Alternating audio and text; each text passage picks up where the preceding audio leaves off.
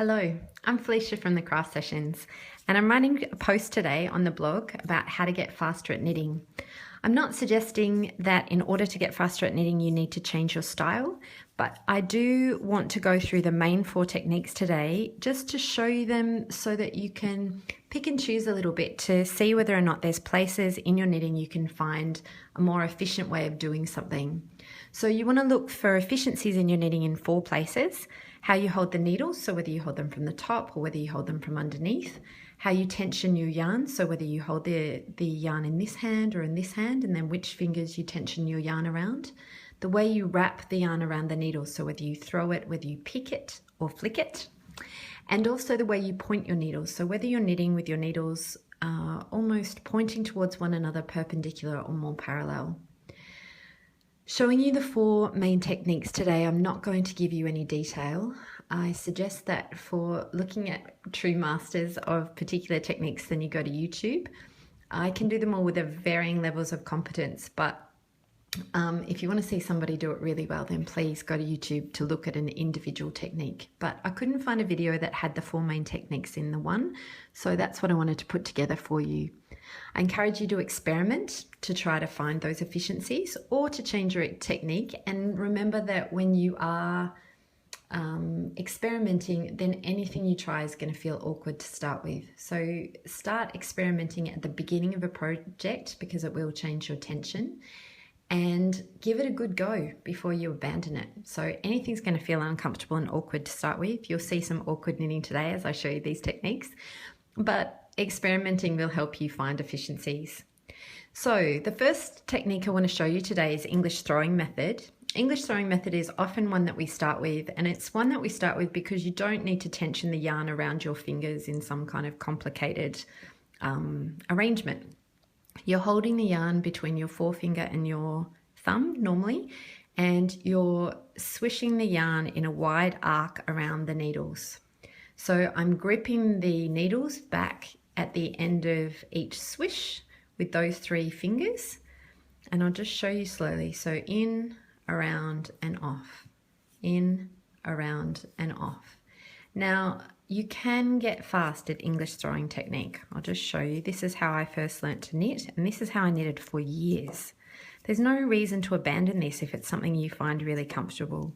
But there are other techniques that are faster because they don't have such a big throwing arc. So I'll just purl back and in English throwing technique and just show you that it's exactly the same movement: in, around and off. I'll just get that off. Okay, so in, around and off. There are faster techniques. So the next one I want to show you is a faster technique. It's called Continental knitting.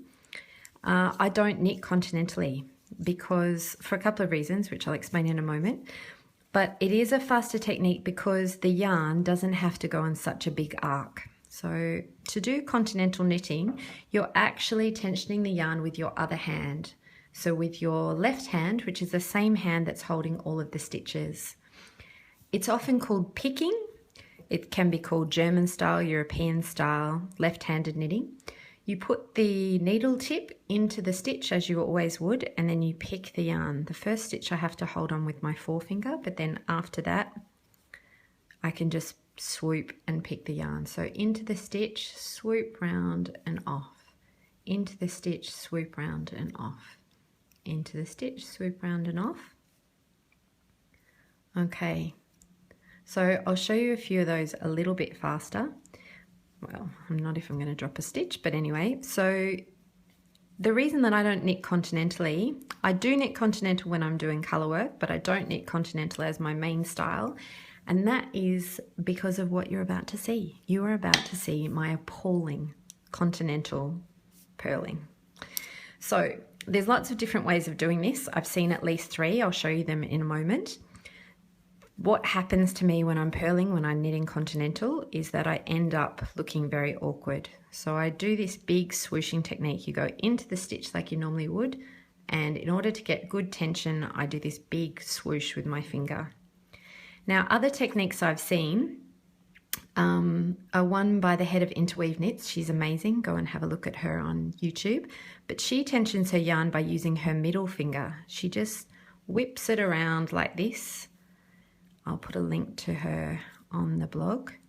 And she uses her middle finger to add that tension. Another person that I've seen do it beautifully in quite an elegant way is Elizabeth Zimmerman.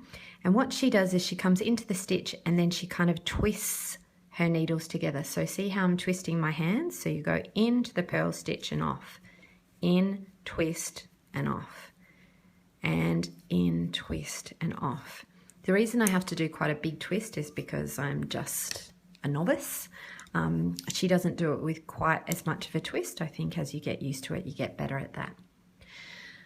Okay, so the next kind of knitting that I want to show you is the style that I actually use. So I use kind of a combination of English throwing and also lever knitting. I'm going to show you lever knitting in a moment, but I tension the yarn around my fingers like that. I then put it over my forefinger. I hold the needles from on top like you would do with English throwing technique, but then I'm flicking my finger. Now, I saw somebody in a YouTube video, so I'll just show you a couple slowly. So I don't take my fingers off and there's not that big this movement. I don't have to do that. I'm just flicking with my finger.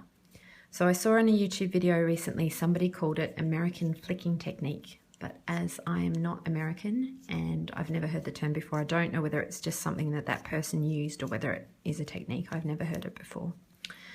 So I do exactly the same movement when I'm purling. I'll just show you coming back across. So again, same tension, same fingers, same hold, same angle between my needles, which is a perpendicular. And I just swish across. So occasionally I do a bigger movement and that's when I'm pulling more yarn through my fingers, which is less efficient. It's when I get too much tension on my fingers. And I have to kind of go like that to get some extra yarn. So the next kind of knitting is called lever knitting or Irish cottage knitting. The expert at this that I've seen is the Yarn Harlot, so Stephanie Pearl McPhee. Go and have a look at a video of her on YouTube. She's a bit marvellous at it and it's a bit of a joy to watch. So you actually, I'm going to use a different set of needles. You need a longer needle.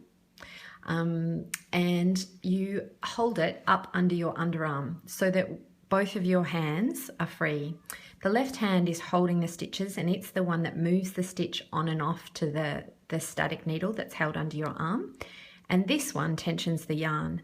Now, when I've watched her do it, she holds it on this finger. When I've been trying to learn how to do this, I've been holding it on my middle finger. I'll try to do it on my left finger today. So the palm of your hand sits up against the needle. It's a bit hard to show. And then, let's try again. Each time, you're just doing this arc with your hand and your left hand is moving it on and off the needle.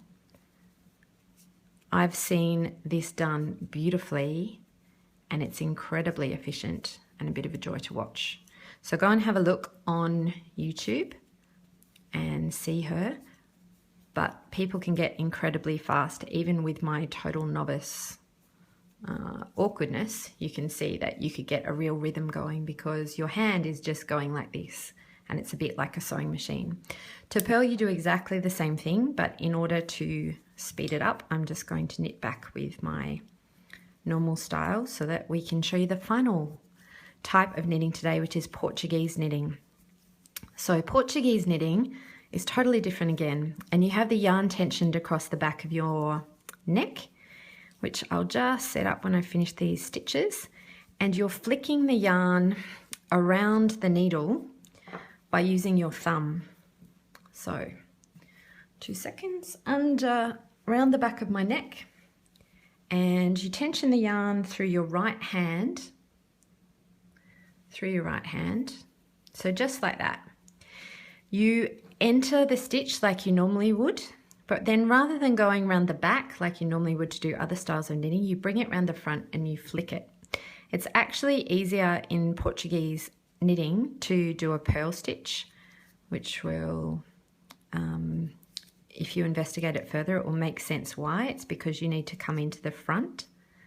So the yarn's just tensioned around this finger on my right hand side, just here.